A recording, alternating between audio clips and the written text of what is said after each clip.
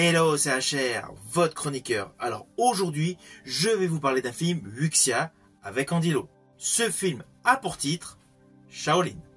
Il a une particularité essentielle, il a un casting de folie.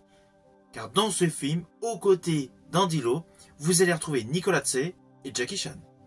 Avant d'aller plus loin, n'oubliez pas, si vous n'êtes pas abonné, pensez à le faire. Pensez à la petite cloche pour les notifs. Let's go!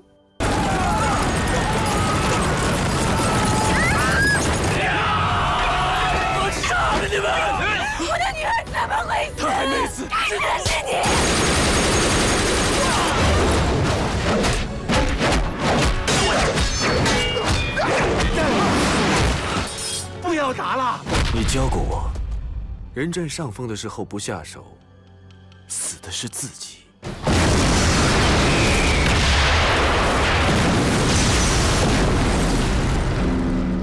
Alors tout d'abord, sachez que cette vidéo consacrée au film Shaolin avec Andy Lau va se retrouver dans la playlist sur ma chaîne YouTube consacrée à l'acteur Andy Lau.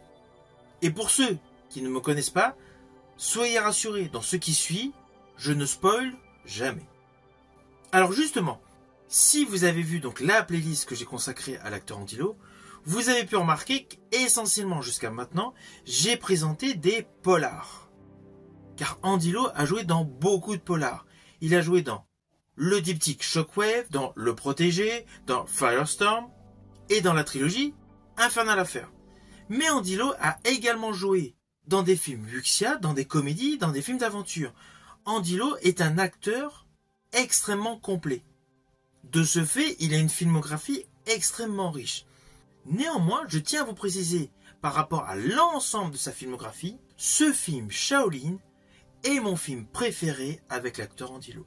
Et pourtant, je suis tombé dessus par un pur hasard. J'étais totalement passé à côté de ce film. C'est grâce à un achat sur une brocante que j'ai trouvé le Blu-ray de ce film. Le truc est totalement inattendu. Mais bon, ce film est extrêmement esthétique, ce film est extrêmement émouvant, et ce film a de nombreuses belles scènes d'action. Naturellement, je vais vous préciser son histoire. Alors l'histoire de ce film sorti en 2011 se déroule en 1920. Les seigneurs de la guerre s'affrontent pour le contrôle des provinces chinoises. Ivre de pouvoir, le général Hu Shi, interprété par Andy Lau, planifie l'assassinat de son rival, le général Song Hu.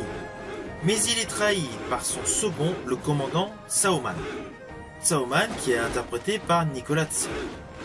Échappant de justesse à la mort, Hu Shi se réfugie au temple de Shaolin, où il devient moine, jusqu'au jour où son identité est découverte. Cao Man, donc, qui est interprété par Nicolas Tse, est devenu un tyran. Il ordonne le siège du temple afin de capturer son ancien mentor, Hu Chi, donc interprété par Andy Lau. Alors naturellement, je vous l'ai fait de manière globale. Le film dure un peu plus de 2 heures et il y a de nombreux arcs narratifs qui se dégagent. Car dans les rôles principaux, il n'y a pas l'acteur Jackie Chan. Pourtant, son personnage est l'un des personnages essentiels justement de ces autres arcs narratifs. Jackie Chan, dans ce film, interprète Wu Dao. Alors je vous le dis tout de suite, Jackie Chan n'est pas dans la comédie dans ce film. Oui, il y a des petites scènes rigolotes. Mais ce n'est pas un registre comique pour l'acteur. Car dans ce film, il combat et il tue des méchants. Il y a un côté extrêmement triste autour de son personnage. Malgré que ce soit un cuistot, avec des petites références humoristiques. Et donc, comme je vous l'ai précisé dans la présentation de l'histoire, le personnage d'Andy Lau, au début de ce film, est quelqu'un de méchant. Enfin, quand je dis méchant, il n'a pas forcément le cœur sur la main. Dès le début du film, on s'aperçoit qu'il n'hésite absolument pas dans son attitude pour tuer une certaine personne. Alors, ne vous inquiétez pas, vous me connaissez, je ne spoil pas. Mais voilà, au début de ce film, donc, il n'hésite absolument pas. Forcément, il y a beaucoup de scènes qui vont se développer justement à la suite d'une tentative d'assassinat au début de ce film, et justement le personnage interprété par Andy Lau va croire que son épouse est décédée. Mais vous, en tant que spectateur, vous allez tout de suite voir qu'elle n'est pas morte. Mais lui, dans l'histoire, ne le sait pas. De ce fait, son personnage va être dans un premier temps meurtri. Et c'est ça ce qui est bien dans ce film, c'est qu'on va rester focus sur lui. On va plus voir ce qu'il se déroule pour tous les autres protagonistes. Notamment le personnage de Nikola Tesla, qui devient un tyran. On l'apprend par le dialogue, mais on ne le voit pas. On va le voir après. Mais dans un premier temps, on reste vraiment focus sur le personnage d'Andilo. Et justement, le personnage d'Andilo est essentiellement dans le domaine de la rédemption. Il intègre donc un temple Shaolin, mais naturellement, les membres de ce temple ne sont pas en adéquation avec son intégration. De ce fait, même pour l'apprentissage du Kung-Fu, il commence par effectuer de simples regards. Il apprend à distance, jusqu'à un fameux jour où il se passe quelque chose, où là il y a un déclic, et des personnes l'intègrent à l'apprentissage. Alors justement, ce film est gorgé d'émotions. Il y a certes le côté tyrannique au début, du postulat de beaucoup de personnages, le côté méchant, le côté brutal. Mais il y a le côté sagesse par le temple Shaolin. Et ce film a un réel côté antagoniste. Il y a le côté militaire ultra violent et il y a le côté spirituel dominé par le temple Shaolin. Ce film est une pure merveille. Et je rajouterais que ce film est doté d'énormes moyens. Il y a eu un véritable budget conséquent. Et cela se voit. Alors on est habitué dans les films wuxia à avoir pléthore de figurants. Mais là, c'est indéniable, les décors sont de toute beauté et beaucoup de décors ont été construits pour le film. Et cela se voit.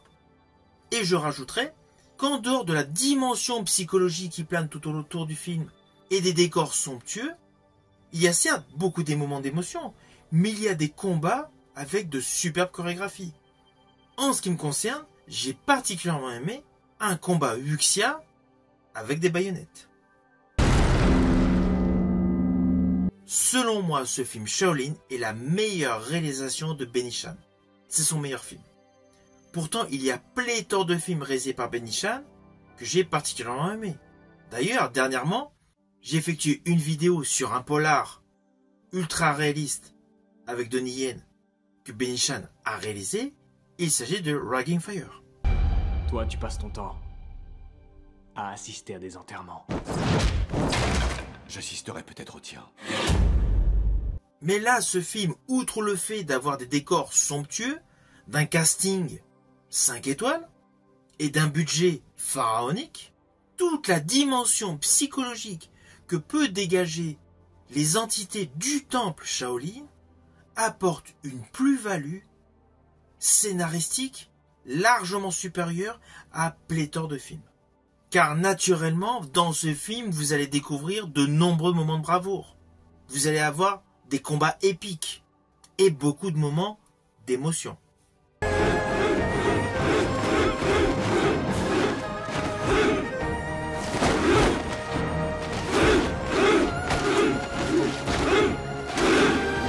Alors lorsque je vous dis avec beaucoup d'émotion, on va pas se mentir, le final est extrêmement dark.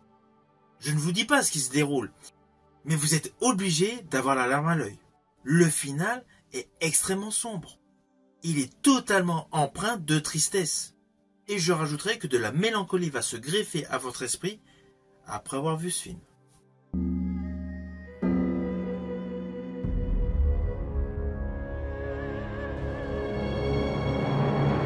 Alors pour la petite histoire, si vous aimez les films wuxia et si vous appréciez le jeu d'acteur d'Andilo, je vous invite à découvrir le film Battle of Wits, où j'ai d'ailleurs effectué une petite chronique.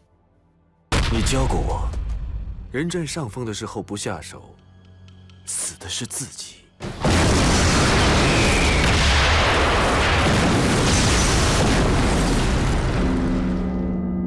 Alors au final, naturellement, c'est un film que je vous invite à découvrir. Selon moi, c'est le meilleur film avec Andilo. Et je rajouterai que c'est la meilleure réalisation de Benny Chan. De ce fait, cela donne deux atouts principaux pour découvrir ce film. Vous pouvez découvrir ce film actuellement par le biais de DVD, Blu-ray ou plateforme de streaming, ou tout simplement par le biais de YouTube. Si ma vidéo vous a plu, n'oubliez pas, petit pouce vers le haut, pensez au partage. Quant à moi, je vous dis à bientôt pour une prochaine vidéo.